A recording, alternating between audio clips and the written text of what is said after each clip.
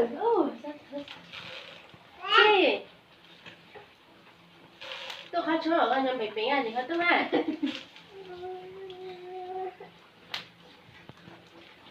Cái gì vậy? Cái gì là nó mua chuyện rồi.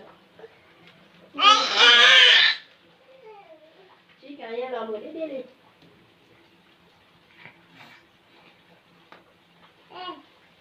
Em con.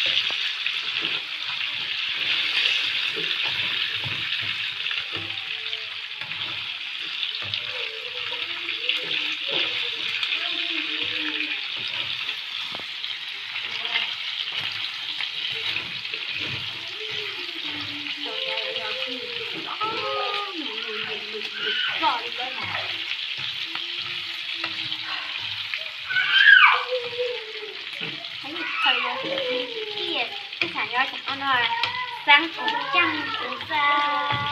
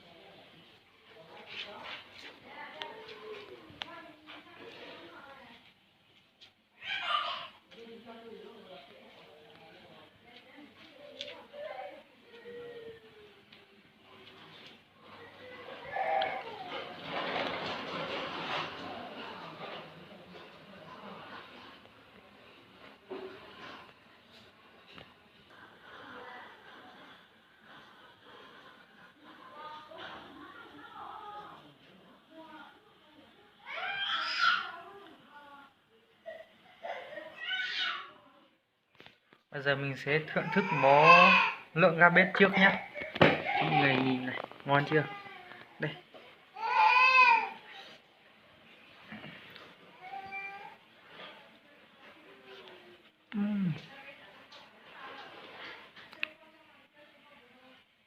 Rất là ngon đó.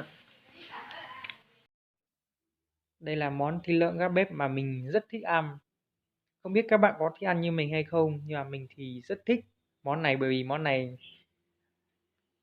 mình nói chung là rất ngon.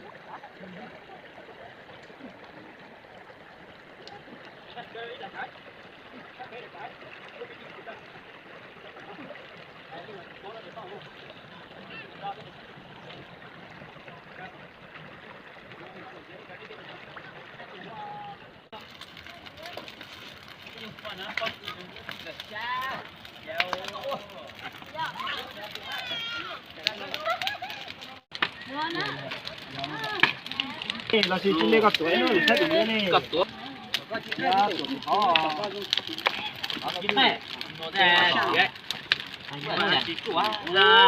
Tên gì nè đấy chưa?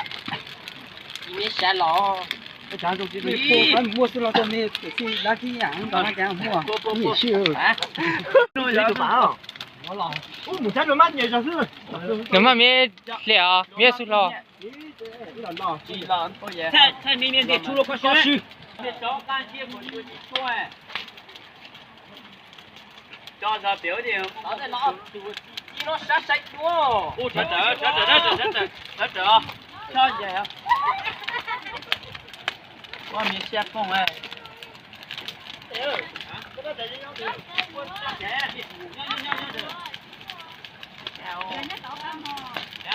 ，cái cũng tao được xa luôn. Đó này. Tao mà ít đấy ạ. Coi vô nọc tao có tao. Ui chết đi. Coi vô nọc tao. Chết đi. Đâu?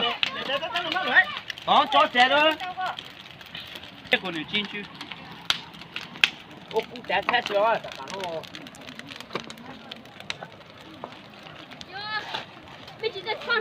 Trông nhớ đúng như thế rồi. Miêu chị. Cái nè. Thì cái đó. Cái nhau đi đu mà. Đi đu là mồ. Cái đó ôm này. Thì đu là lo. Giống một con to. Là rất đùa, chị đùa mê ổi. Chủ đó mấy mì. Chủ đó ít tiền thêm. Chủ đó tá nhưng mà mấy mì kia rồi không thì đó. Anh ăn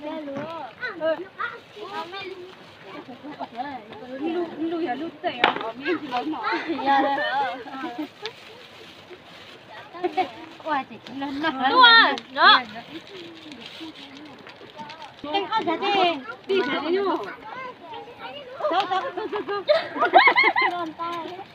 Luôn tao ơi. Con nó thấy mình như vậy thấy đâu, thấy mình có kim phong là sao lo. cô bé một cái to cái nó ra à. Hey. Có ta. Có ít chia có chiếc một lần rồi. Đi ba mươi là phô áp đi. Kim phong cho nó luôn nó số. Cô. Cô đang nói về cho nó xin nào. Cô đặt cô luôn. Nè nó. Ừ, chế thoát này. Không á. Nó mà tí kia. Chia. Đó. Nó mà. Đi nói. Cái này. Đó. Đó. Cái là chín chéo. Ta ta chín chứ.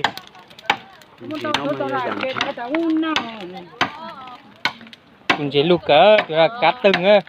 Cá tưng. Mông chỉ một lù hai nhá nào cá tưng. Chỗ liều mơ cha nó. Mông chỉ một lù hai. Dẻ rồi.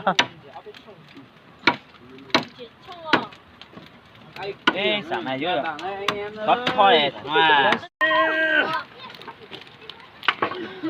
Mình chơi tạt chút tới nó chơi chỉ xa rồi. Tạt chút tới chỉ xa rồi.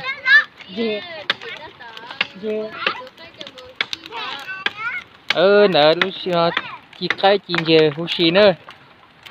Này mua nó chủ câu điếu đấy.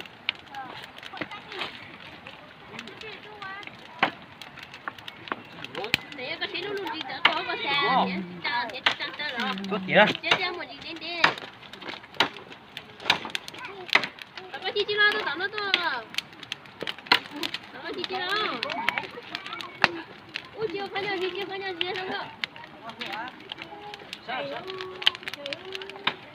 Lên. Nhung u giờ cho nhung. Mà xong là gì? Ủa xong là mình cứ nhà đây. Ôi giời, đi đâu thì chả mất chả nổi. Có cô nó chỉ tặng đi xe không? Xe mà vô kia tới mua bản theo kia tới miền tu. Còn tôi mua giá số lâu chủ đó, hỏi mình cứ nhà. Mua nó. Mua giá xe thôi. Thôi, xe nó xe nó.